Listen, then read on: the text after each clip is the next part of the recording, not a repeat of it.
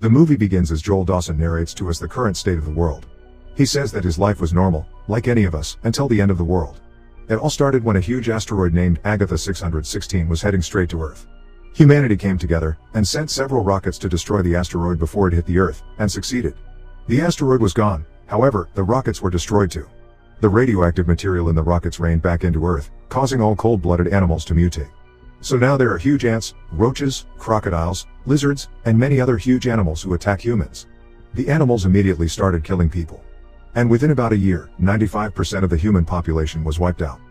The ones who survived hid in bunkers, caves, and panic rooms. The surviving humans have been living in such places for the last 7 years, and one of them is Joel. He lives in a bunker with other members. The tiny place doesn't provide room for privacy, so Joel complains about two of the members having sex right beside him, as he pretends to sleep. Joel tells us that everyone in the bunker is a couple, except for him.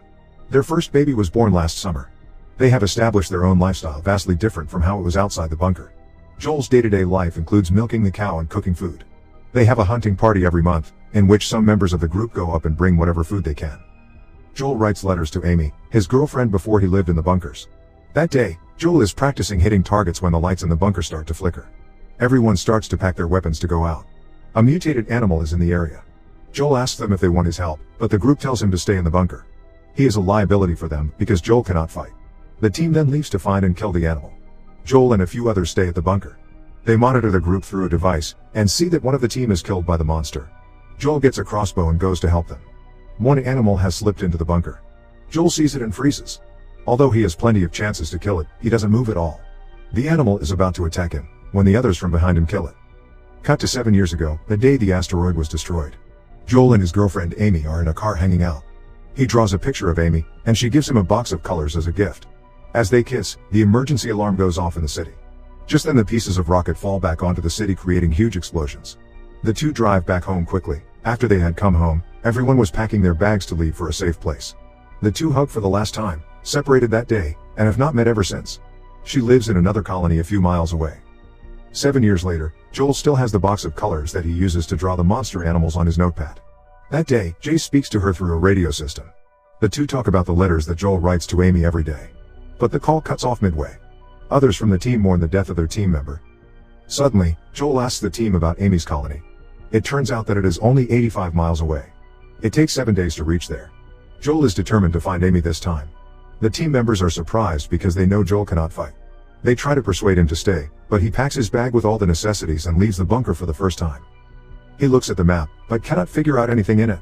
He even can't tell what direction is west. So, Joel takes a chance and heads in a random direction. He walks for a while, thinking that the journey is not as bad as he expected it to be. On his way, he encounters several monster eggs, but tries to stay positive. He finds a frisbee on the ground and keeps it with him. Just then, he hears a noise nearby.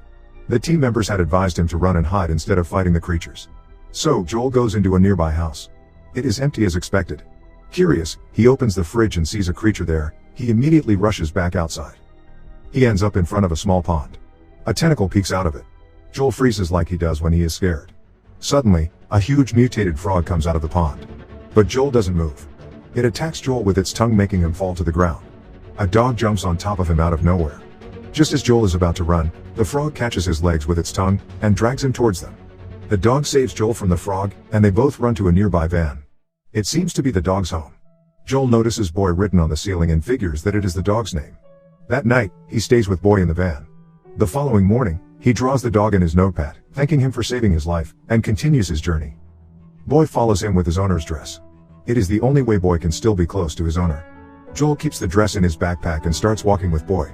The two become best friends on their journey. Boy protects Joel from eating poisonous berries and other dangers, while Joel tells him everything about his life. One day, as they walk, Joel falls into a pit. The pit has several burrows inside it.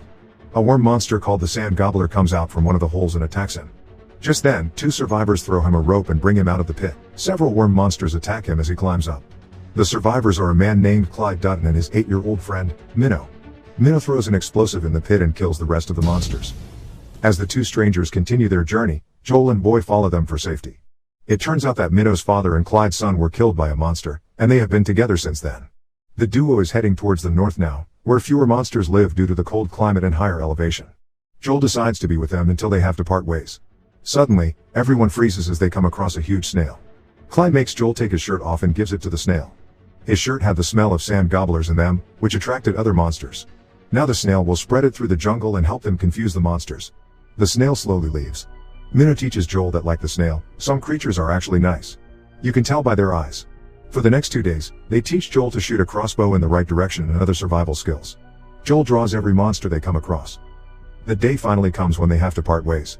Minnow insists he come with them to the north, but Joel has to find Amy. Clyde gives Joel a grenade as a parting gift. As Joel and Boy continue heading west, Boy suddenly feels something is wrong and hides. Joel tries to bring him out.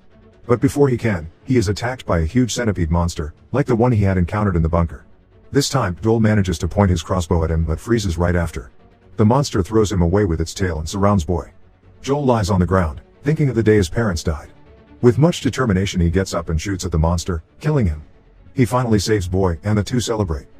That night, they stay at a motel where they encounter a talking robot named Mavis. The robot has 51 minutes of battery left. Joel asks her if she has a working outlet that he can use his radio on. Mavis offers her remaining battery to him. Joel finally contacts Amy, who is worried about him. She tells him that her colony is leaving for a new place very soon. They have found another group of survivors who plan to take them somewhere safe. Before she can tell him where they are going, the power runs out. Joel brings Mavis outside and talks to her about his feelings. The robot shows him the picture of his family through its database. She plays a song for them, when suddenly her battery dies. Boy and Joel continue their journey the following day. As they walk, they encounter a queen sand gobbler. Clyde had warned them about her being the most dangerous of them all. The queen attacks them and chases them through the woods. Joel and Boy hide by a river. However, Boy gets scared and starts barking, giving away their position. Boy's owner's dress falls into the river, which makes him get out of hiding. The queen finds their location, but before she can attack them, Joel uses the grenade to kill them. He falls into the water before the explosion. When he gets out of the water, he finds several leeches latch onto his body. He screams at Boy for giving away their location earlier. Saddened, Boy runs away from him. Joel now walks alone, but the leeches seem to have poisoned him with something. He gets lightheaded and starts to hallucinate. Just then, a group of people appears before him. He opens his eyes to see Amy in front of him. Amy is surprised to see him too. The two kiss, but Joel falls unconscious soon after that. When he wakes up, he is in a bunker. Amy greets him, as it turns out that he had kissed an old man earlier. The two are talking, when Amy is called by another older woman. After her parents died, Amy has been in this colony taking care of the elderly people there. She is the head of the colony as the elders depend on her. They live on a beach. Joel goes outside and sees the beautiful view. Several people are packing to leave the place. Another group of survivors had approached Amy's colony. Their leader, Cap, had promised to take them to a safer arena, so now they are packing to leave. Joel meets Cap, who is preparing for a party at night. Cap brews his own beer, which is the attraction of the party. Later that day, Amy confesses she is glad to see Joel, but has no romantic interest in him. She has grown into a different person now and is mourning the death of a close one, suggesting that she was together with someone else all these years before he died. Joel is devastated, and apologizes to her for not asking before coming to see her. Amy assures him that it is okay, and invites him to join their colony. However, Joel decides to return back to his colony and contacts them through the radio. His friends are happy and surprised to find out he is alive. They inform him that the bunker is no longer safe for them, and that they are planning to leave soon. The phone cuts off midway. Joel then notices the berries and beer kept beside him by one of Cap's friends. He sees that the berries are poisonous, the one that Boy had warned him about earlier. Joel realizes that Cap and his crew are planning to poison the other survivors. He goes out to tell Amy, but she is too drunk to understand. Just then, someone hits him on the head and he falls unconscious. The following morning, Joel wakes up to him tied up on the beach. The others are in the same condition. Cap reveals that he and his crew are actually pirates who raid colonies for food and fuel. He summons a crab monster rigged with a makeshift electric collar to eat the colonists. They also use the crab to tow their yacht.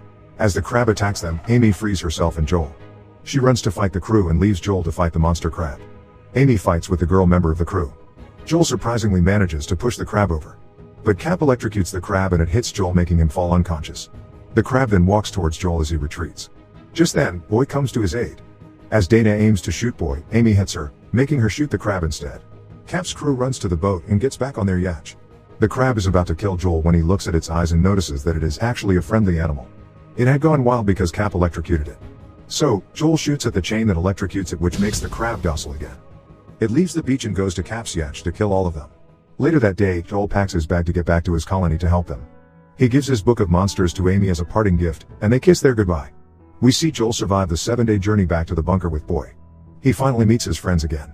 They too decide to head to a safe place in the mountains. On the radio, Joel inspires other colonies to come out to the surface, proving that life outside is still possible. In the end, we see many colonies head towards the mountains to live a better life. Clyde and Minnow are already there, while Joel and Boy are also heading towards the mountain, trying to survive the next journey.